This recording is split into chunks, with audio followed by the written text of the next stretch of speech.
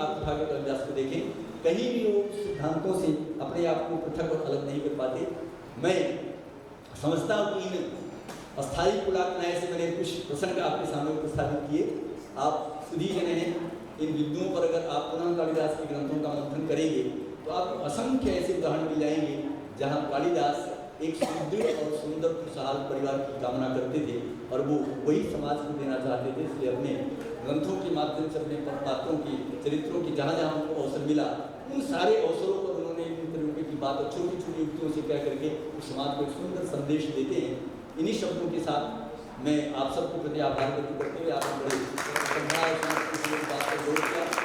और भाई गंधेश जी का जो क्या कहते हैं समारोह की डायरेक्टर हैं, निदेशक हैं, सब कुछ हैं, सूत्रधार हैं, भाई संतोष पंड्या जी बैठे हैं जिनके साथ मेरा बड़ा अनन्य संबंध है। और मैं उन्हें और अजय मेहता जी नहीं है शायद, वो अस्वस्थ हैं, उनसे बात मेरी फोन पर हुई थी। ये दो व्यक्ति मेरे जीवन में ऐसे हैं, इस अकादमी के संबंध के कारण ये भी मेरे परिवार के अंग में आपसे कहना चाहता हूँ कि मैंने कालिदास से ही सीखा। मैंने कभी भी इन दोनों भाइयों को अपने से पृथक नहीं किया। आज भी प्रातःकाल दोनों भाइयों से मेरा नमस्कार प्रणाम प्रतिदिन होता है। ये कालिदास या संस्कृत साहित्य हम जो पढ़ते हैं हमें उसे अपने जीवन में जीना चाहिए। ये साहित्य मात्र पढ़ करके और पढ़ने पलट करके परीक्षा दे करके पास हो जाने के लिए नहीं है बंधुओं, ये साहित्य अपने जीवन में उतारने के लिए है। हमें इनसे सीखना चाहिए और अपने जीवन को एक आदर्श और उदात्त बनाना चाहिए। तभी शायद हमारी भारतीय संस्कृति, हमारी वैदिक संस्कृति और हमारे ये कवि जिन्होंने उदात्त चिंतन हमें प्रदान किया है उनकी सार्थकता सिद्ध हो सकती है। और कालिदास के इस समारोह में जो 7 दिन में हम कालिदास के ग्रंथों का मंथन करके अपने लिए कोई मार्ग ढूंढते हैं, अपने सन्मार्ग के लिए, अपने परिवार के लिए, अपने समाज के लिए, अपने युवक और युवतियों के लिए, मैं चाहता हूँ कि ये सिलसिला, ये सारा कुछ चलता रहे और इन्हीं आलोड़न और समझन के माध्यम से हम अपने युवा पीढ़ी को कोई न कोई संकेत देते रहें। और निश्चित रूप से कभी न कभी तो प्रभावित होकर के हमारी युवा पीढ़ी अपने इस भारतीय और वैदिक संस्कृति को गर्व करेगी और निश्चित रूप से उसमें आस्था उसके मन में उत्पन्न होगा। इन्हीं शब्दों के साथ पुनः महाकाल के चरणों में प्रणाम करते हुए अपने बात को विराम देता हूँ।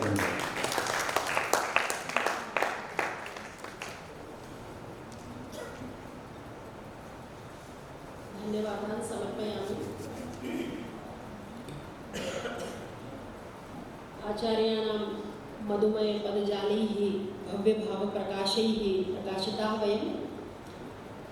वस्तुतः परिपूर्यते अनेन इति परिवारः। अतः कालिदासस्य यत् चिन्तनमस्ति, या परिकल्पना वर्तते, तत्र न केवलं परिजनाः अपि तु सर्वेपि कथं बान्धवाः, इतोपि भृत्याः, सेवकाः, पशुपक्षिणः अपि परिवारशब्देन अभिव्यञ्जन्ते, तादृशं सर्वमपि आदरणीय महोदयैः स्वव्याख्याने प्रतिपादितम्। अत्र कथं कालिदासः भारतीयसंस्कृतिपूजकः वर्तते, अतः तेन कथं भारतीयसंस्कृतेः स्थापना कृता इत्यपि प्रतिपादितम्। अत्र सभातः कश्चन प्रश्नमपि पृष्टवान्, तस्य यथोचितम् उत्तरमपि आचार्यैः प्रदत्तं। वस्तुतः दिव्यदाम्पत्यदीप्तिः कथं भवति, न केवलं सामान्यकाले अपि तु विगलितदुरिते अपि तत्सर्वमपि आचार्याणां व्याख्याने आसीत्। तत्र जो कालिदास कहना चाह रहे हैं वो संदेश उन्होंने बारंबार परिवार और दंपति के माध्यम से व्यक्त किया कि कैसे दुर्वासा के शाप से जब कामाग्नि भस्मीभूत हुई तब दुष्यंत ने शकुंतला का पुनः स्मरण किया, और जब दैहिक सौंदर्य के आकर्षण से सती मुक्त हुई तब शिव का उसने वर्ण किया।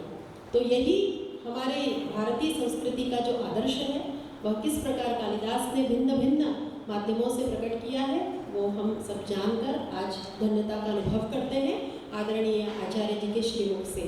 अब समय है अध्यक्षीय उद्बोधन का। अस्य कार्यक्रमस्य अध्यक्षं निर्वहन्ति अस्माकं मान्यः कुलगुरुवर्यः प्रोफेसर् शिवशङ्कर मिश्रमहोदयः।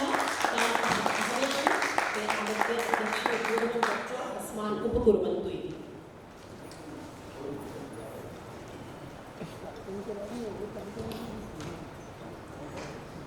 ओम नमः श्रीमत्परमहंसास्वादित चरण कमल चिन्मकरंदाय भक्तजन मानस निवासाय श्री रामचंद्राय नमोस्तु रामाय सलक्ष्मणाय देव्यै च तस्यै जनकात्मजायै नमोस्तु रुद्रेन्द्रेमानिलेभ्यो नमोस्तु चन्द्रार्कमरुद्गणेभ्यः रामानुजं सीतां भर्तं भरतानुजं सुग्रीवं वायुसूनं च प्रणमामि पुनः पुनः।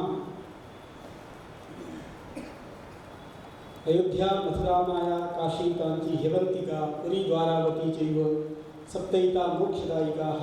मोक्षदायिनी नगरी रूपेण प्रसिद्धा इयम् अवंती नगरी। अस्याम् अवंतिका नगर्यां क्षिप्रायाः पवित्रे परमे पावने रोदसी अस्मिन् महाकाल परिसरे अथ च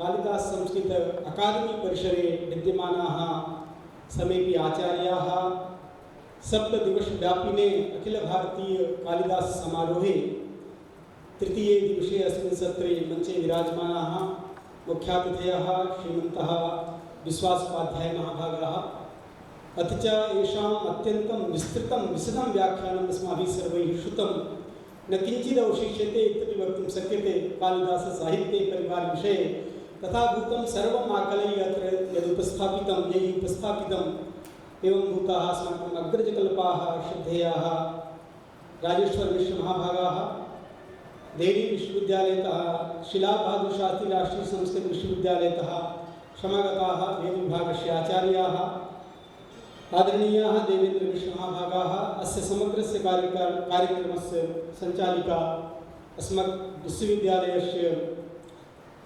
आचार्या पूजा उपाध्याय महाभागाः एवं अस्मिन् सभागारे विराजमानाः श्रद्धेयाः काशीतः सम्प्राप्ताः अस्मद्गुरुकल्पाः प्रोफेसर कौशलेन्द्र पांडे महाभागाः उज्जयिनी नगर्याः श्रद्धेयाः समेपि पुरतः विराजमानाः आचार्याः सद्यः गताः वसन्तभट्ट महाभागाः प्रोफेसर मनुलता शर्मा महाभागाः एवमेव अस्माकं विश्वविद्यालयतः सम्प्राप्ताः प्रोफेसर तुलसीदास प्रभा महाभागाः अखिलेश द्विवेदी महाभागाः शुभम शरण महाभागाः अन्य अस्माकं विश्वविद्यालयस्य समीपे आचार्याः अथ च संस्कृतानुरागिणः महतः प्रमोदशायं प्रसङ्गः यदत्र अस्मिन् अवसरे महाकवि कालिदास ग्रन्थेषु विवेचितं यत् परिवारतत्त्वं तद्विषये श्रीमताम् अतीव गभीरं व्याख्यानम् उपस्थापितम्। अहं केवलं किञ्चिदेव इत्युक्ते पञ्चनिमेषेषु एव स्वकीयम् उद्बोधनम् उपस्थापयिष्यामि।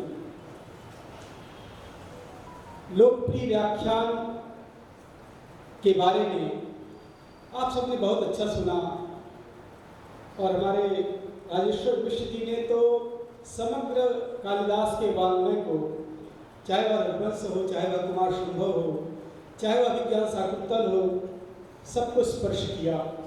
वस्तुतः कालिदास का बहुत विस्तृत साहित्य है। कालिदास ने जिस तरह का सिद्ध प्रतिभा और सृजनशीलता का मापदंड उपस्थापित किया, उस मापदंड के अनुसार बाद के कवियों के लिए, बाद के रचना धर्मियों के लिए एक बहुत बड़ी कसौटी के रूप में कालिदास की रचनाएं हैं। कालिदास के साहित्य में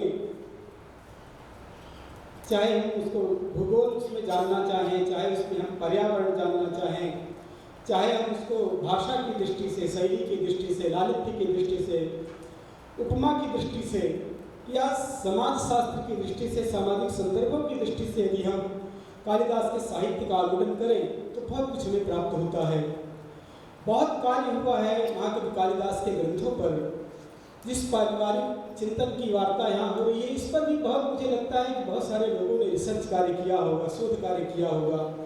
मैं केवल इसकी लोकप्रियता के मामले में जो कि सर ने कहा यहाँ और संकेत उसका भी सर ने किया, अभिज्ञान शाकुंतल में एक परिवार के बारे में आपके सामने कुछ बातें रखूँगा। हमारी परंपरा में वंश दो प्रकार के हैं, एक जन्मना और विद्या। जन्म से एक वंश की परंपरा है और विद्या से एक वंश की परंपरा है।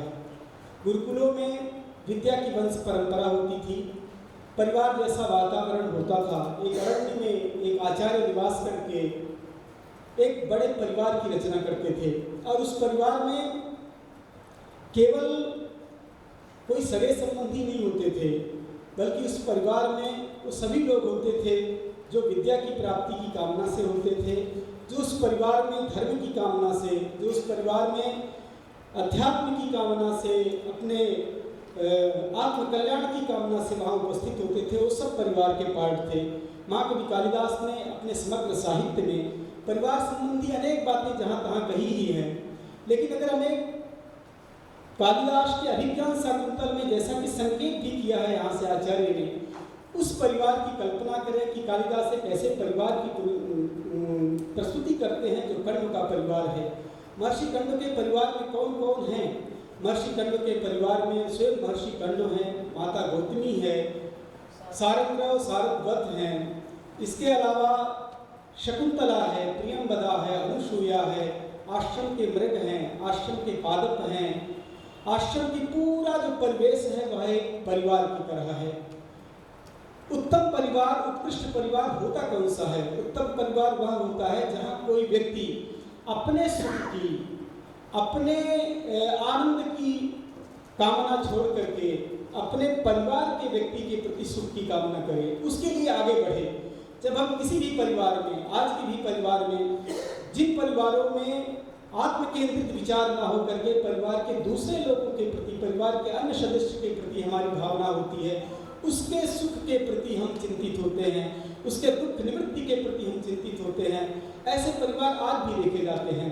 लेकिन जिन परिवारों में, जिन दो भाइयों में केवल अपने अपने की कामना होती है, वहाँ परिवार की भावना नहीं रह जाती, वो परिवार खंडित हो जाते हैं और उन परिवारों में महाभारत जैसी स्थिति पैदा होती है। लेकिन जिन परिवारों में अपने सुख की नहीं, अपने परिवार